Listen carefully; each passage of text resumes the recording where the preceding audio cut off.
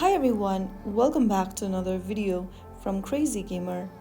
In this video, I'm going to show you how to add to favorites in Magic Tiles 3. Adding your favorite songs to a favorite list makes it easier to replay the ones you love most. So in order to do that, first of all, launch the Magic Tiles 3 application on your mobile device, and from the home page, scroll through the main screen to find the song you like. Now click on the little plus button right underneath the song and then click on My Favorites. Once you do that, you will be able to add the song to the favorites list. And that's it. You can keep your favorite songs just a tap away in Magic Tiles 3. Repeat this process for every other songs you'd like to add to the group. If you found the video helpful, don't forget to like, share and subscribe to the channel. I will see you in the next video. Thank you for watching.